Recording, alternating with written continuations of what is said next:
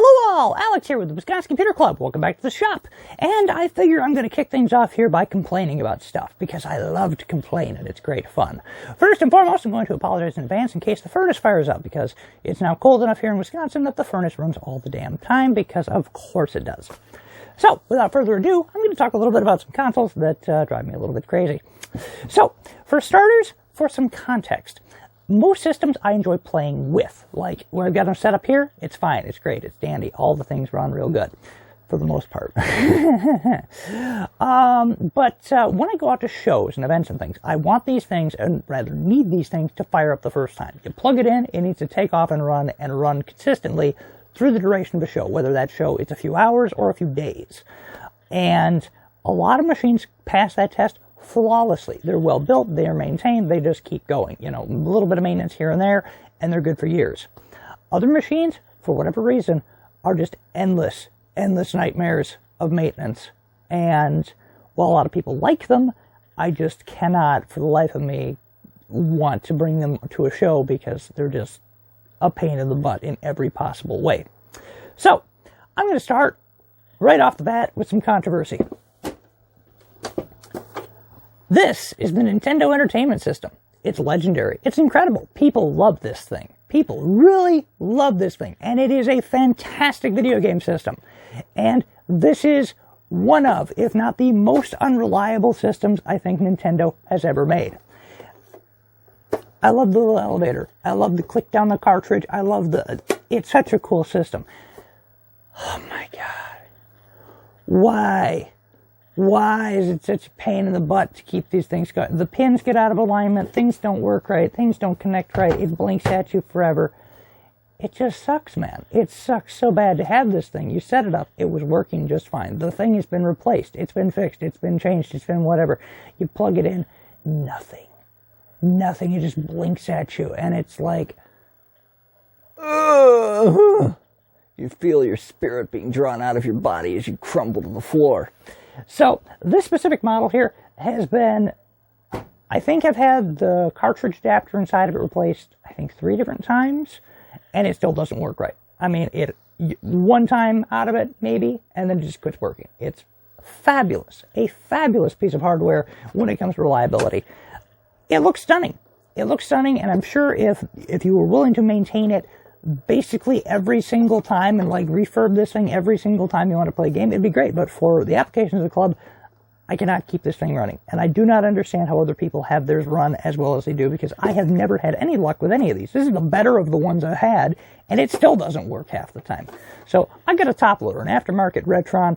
That's how I play my NES games. I know it's sacrilege, but by and large, thankfully, in the Wisconsin Computer Club, a lot of our members have these, and theirs seem to work better. So maybe it's just that I keep buying ones that are bad, but yeah, it's just, it is what it is, I guess. I don't bring the NES to shows unless it's the top loader as an extra kind of thing, because this thing is just a maintenance nightmare, and I can't trust it. I don't know if it'll work. This is Schrodinger's NES. Maybe it works, maybe it doesn't. Probably not, though.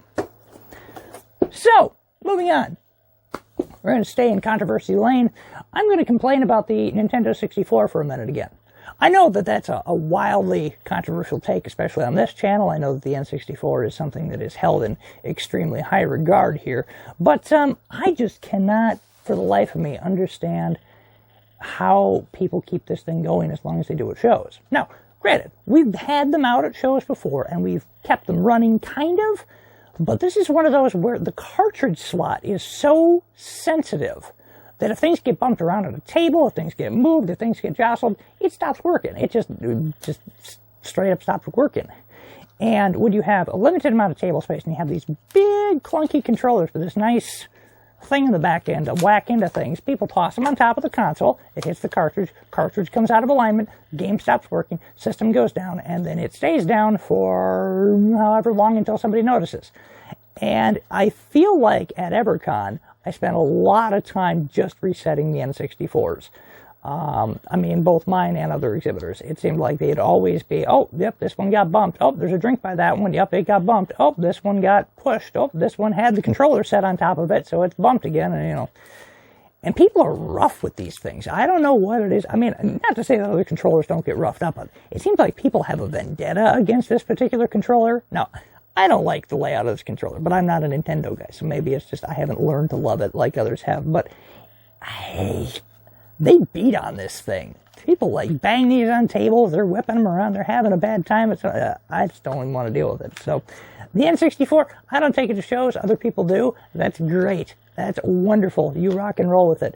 I think I like, 2 or 3 games on the system that I play with any sort of regularity. I usually throw this up here because this one basically lives on the desk until I can find a box for it. That's about all I do with the N64. I want to love it. I really do. I want to love it, but I can't, and it kills me every time. But I don't take it to shows that way because I can't count on it. It's not reliable. Even the Genesis, if you knock the Genesis around a little bit, it's going to keep going. The N64, not a chance. You bump that table, out it goes. So, last, but certainly not least, the original Xbox. Oh, look at that. Resplendent. So, the original Xbox, of course, is Microsoft's first foray into the video game market, and it is a pretty system. This one here has some graphic stuff stuck to it. I think it's kind of cool that way. This one has been gone over, it's been reworked, it's been redone. I don't know what's wrong with these things. It's like, for whatever reason, the original Xbox just will not keep running. Like, this one just cuts out at random, and I have no idea why. Like, if all the caps have been redone, if all these things have been fixed on it, how can it keep breaking down? I'll show you some clips here when I was recording a different video earlier. It finally got ejected from the lineup here. So, yeah. Internet post. And that is that someone suggests, really? Really? You were on my list, you piece of garbage. Alright, Xbox, you were on thin ice. Do not disappoint me. And obviously our hardware specs are much higher now to play, your modern games on the computer. And really? Really? Oh, you are so done. You are so done. And that's what's too bad about it, because I really do think the Xbox, especially the original Xbox, has some fun games on it that you just can't find anywhere else. They were very much limited to this platform. And even those that got like PS2 ports, they were more expansive on the Xbox because it had more power, it had more memory. Well, I guess more memory for storage space at the very least. And of course, he had 4 players, so a lot of games were built with 4 players in mind, whereas the PS2 was a 4-player, it was kind of an afterthought. And it's too bad because it is such a cool system, but it's just not reliable enough to take to shows. So again, I have to rely on other people if they've got better functioning equipment, if they have stuff that runs better, more power to them, but I can't bring myself to do it. So anyway, that's 3 systems that I don't take to shows, and why? That's about it, really. Thank you all so very much for listening to my complaining as an excuse for a show, and I will have something more fulfilling, less whingy next time, maybe? I don't know. Maybe I make no promises it'll be nicer than Nintendo, but, we'll see what happens. Thanks so much for watching, and enjoy the rest of the stream.